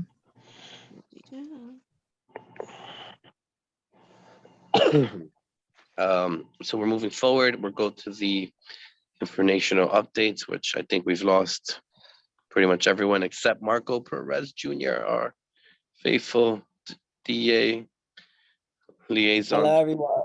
Marco. Hi, everyone. How are you? Thank you, Jose. I'm okay, hanging in there. Apologies for my voice. I am recovering from COVID, unfortunately. But want to say thank you for having me. Sorry to hear that. Thank you. I do only have one informational update in regards to our office. I believe I mentioned this before, but also want to uplift one more time. As of last month, the DA announced the creation of the office's first ever housing and tenant protection unit. This unit is focused on systemic crime by landlords and developers. It would basically be focused on studying any criminal activity in the realm of harassment of rent-regulated tenants, deed fraud, and defrauding of government subsidy programs by landlords and developers. I will put this press release in the chat. Also want to give you guys the hotline to this unit. It is 212-335-8900. Again, it is 212-335-8900. Their email is going to be, let me make sure. Oh, dannyhousing@danny.nyc.gov. And I will put that information in the chat. Thank you so much, everyone. Have a great evening. Thank you, Marco. Hope your recovery goes well. I believe with that, we can finish I just our. had a quick question for Marco. Yes. So this is something I brought up with our board office, but I haven't heard anything back. I spoke to a number of people now that picked up COVID at the 23rd precinct meeting. Have you heard anything about that? Because it just No. okay, No, I it have just not. speaks to No. us having these in-person meetings versus having Zoom meetings. And I just wanted to know if there was other people that you knew who picked it up, because I think we should be taking that a lot more seriously. Nobody masks at that meeting.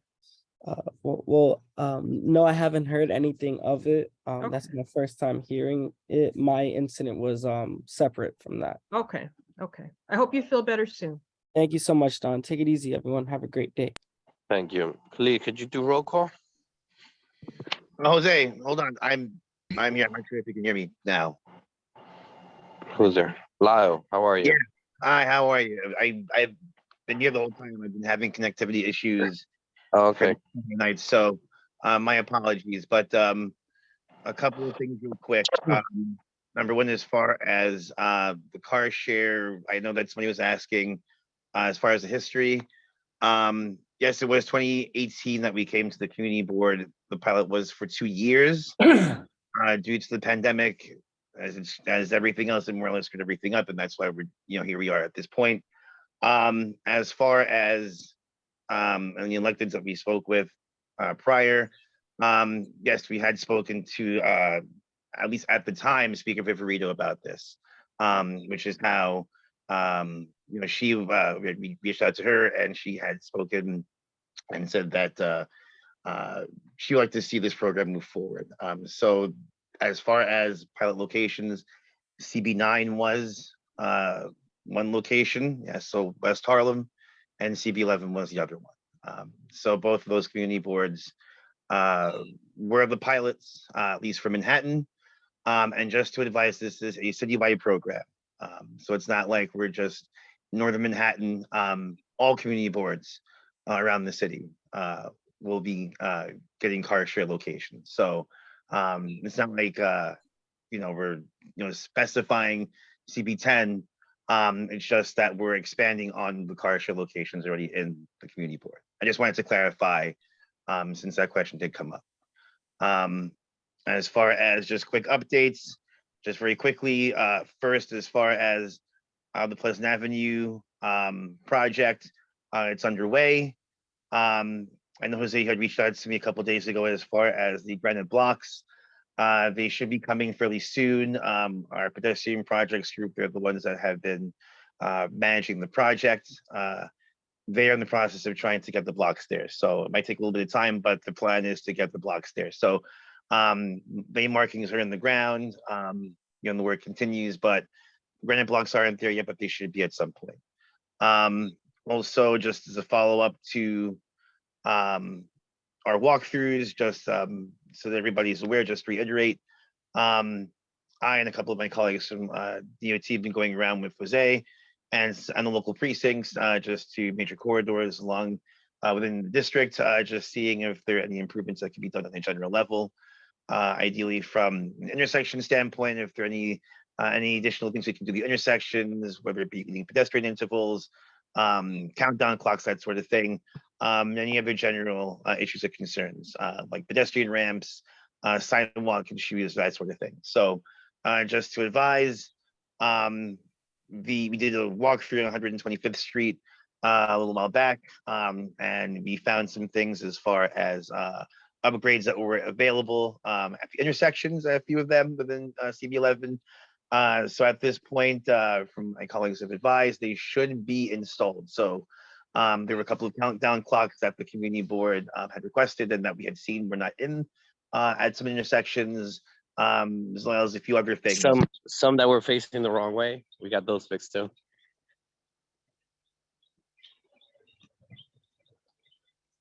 Go ahead, Lau. Can you hear me?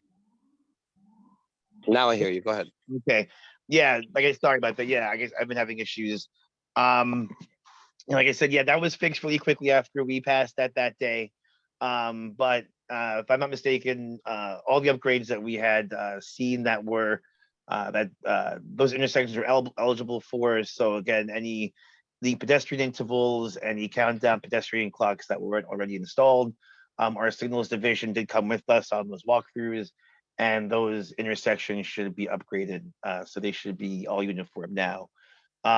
We also went to 135th Avenue between 135th and 138th Streets to do the same thing. Those intersections seem to be intact. We did see some issues as far as the pedestrian ramps along, at least on the CB11 side. So I had reached out to our pedestrian ramps division in order to see if those can be addressed. I'm waiting to hear back. So just so you know, we have been going around, and at least on a micro level, just trying to figure out and see if there are any things that the community board would need. So just wanted to let you know and at least give you any updates. And one last thing, as far as our milling and resurfacing schedule, just reiterate again, it is wrapping up. We are currently in Lower Manhattan. Again, I asked the board if there are locations within the community board where you think that we need to get to that we didn't this year. You can reach out to DOT and we can see if we can add that to each location. That's pretty much it. But I just wanted to, just let you know that I have been here. I've just been having some connectivity issues and just give you some quick updates. So that's it. I do want to thank Lyle. We did do that walkthrough on 135th, 138th, and it was very good. There was a lot of things that were already done, but there was a lot of things that needed to get done. So far, these walkthroughs have been very beneficial to the community. We found a lot of ramps, we found a crater on 116th that was already fixed, thank God, but an entire traffic cone fit in it, which is about 3 feet. And it fit all the way in. And when I say crater, I mean crater. So thank you, Lyle, for these walkthroughs. No problem. Like I said, anything that needs to be done along any of the corridors should be in. Just trying to see what we can do about the 5th Avenue stretch that we did fairly recently. So we'll keep you posted about that.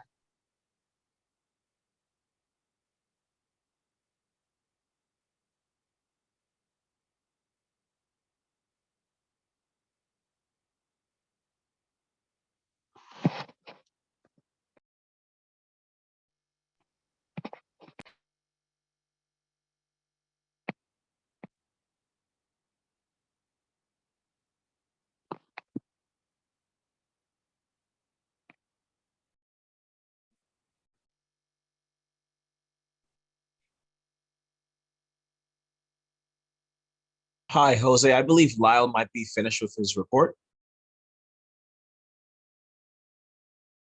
Yeah, it's it for me. I'm not sure if you can hear me. Yeah, it's it for me. Okay, Jose, you might be muted. I don't know if you're. No, I'm fine. I'm sorry about that.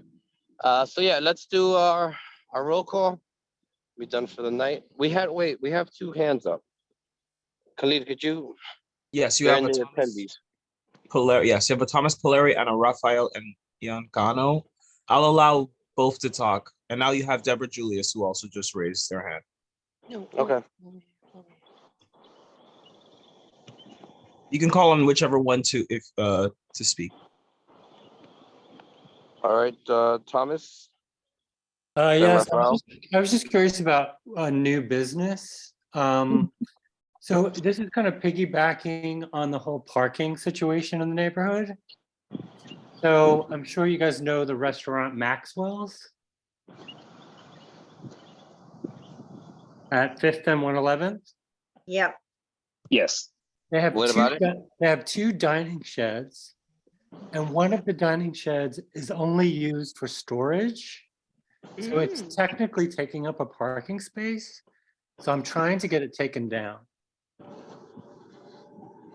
If there are locations where that is what you're seeing as far as storage for outdoor spaces, you can reach out to DOT. You can send inspector to that location to see if that is the case, and then we would issue a citation. If you go on the DOT website, There is a section that says contact DOT. If you click on that and you follow the prompts, you should be able to reach out to ideally our open restaurants division, who would then be able to follow up on Well, their. so I've called 311 about it, and 311, it's not considered an abandoned shed because the restaurant has to be abandoned for it to be considered abandoned. Yeah, but we can send an inspector at that location in order to see if the shed is being used as it's supposed to. It's supposed to be used. Oh, I've been calling and I've been trying to get them to, I mean, I'm trying to get. Is there some- any reason that Lyle, you can't put your information in the chat for this constituent? Thomas, I think what Lyle is trying to say is that he is going to send someone to go look at it. Well, what's your address? He's not arguing with you. What No, he's I know, I saying didn't is mean it that way. he's actually going to try to see if he can help the situation. Thank you for that, Lyle. Yeah, do you have the address? Well, I appreciate it. Okay. Maxwell's also has an outdoor cafe, correct? Yeah. Correct? Yes. Yes, I know. Yeah. Okay. Yeah, we had Hi. one more question from Rafael. Yeah, can you hear me? We can hear you. Excellent. I just wanted to allow Lyle to introduce me. Yes, Lyle? sorry, it's not my fault. Yeah, it's like I said, it's been crazy as far as the connection. My apologies. I understand. So one thing I also have to mention, thank you for reminding Rafael. Rafael Gano is working with DOT now. He's my colleague. I'm not sure if you remember him. He used to work for Councilman Perkins' office a little while back. He is with us now at DOT. And he and I will be working together on CB11 issues. Ideally, the plan is for us to work together for a little bit and get him up to speed with CB11 issues. And eventually, he will be the representative that will cover Community Board 11. So he's on hand now to just listen and observe and just see what the concerns of the community are. We'll continue to work together, like I said, for a while, just, to get him up to speed and, just to assist with any issues or concerns that you all have. But yes, at some point, Raphael will be the main point of contact for CB11.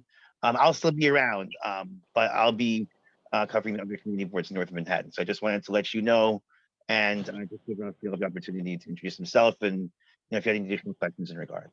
So what you're saying now is that you're running from us. I got it. Not running. I'll be next door essentially, and like I said, you can always reach out to me. Like I said, if Raphael and I work together now, so like I said, you can see me. All right, sounds good, Rafael. Listen, it's a pleasure to meet you. We'll look forward to working with you. Jose, you probably I think I've met you before. Remember me? So it's done. I was with Perkins for over 10 years. Yes, welcome. when he was Perkins wouldn't stand for this nonsense that DOT is going through. So please come I knew correct. you were going to say Raphael, that. come correct. We need a good person. We had enough. I knew you were going to say that. I would try to help you understand Please, the situation. be real.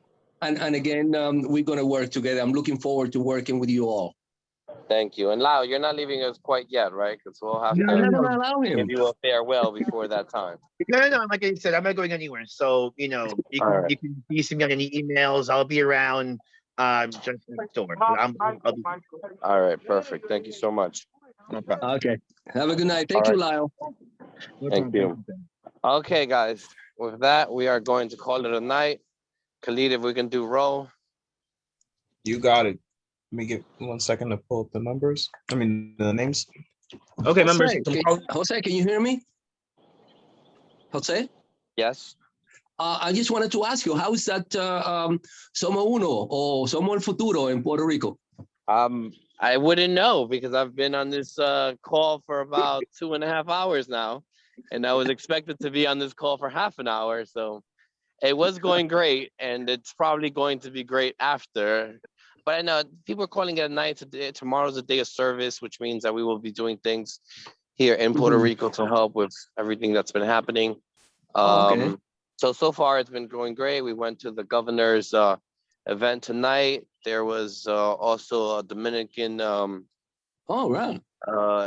meetings that we went to. Well, actually, that I missed because I've been on this call. So Dominican I actually elected. have to meet my counterparts to see where they're at, which is why we're trying to wrap this up. But we'll talk Okay, soon man. about it. Thank All you. right, man. Looking forward to working with you all. Likewise. Okay, members, I'll be calling you by your last names in alphabetical order. Jose Altamirano, Present. Kenneth Crouch, Still here. perfect. Carlos Diaz, absent. Judith Febraro, Here, have a good evening. thank you. Osendi Garcia, absent. Wanda Hopkins, absent. Marissa Mack, departure.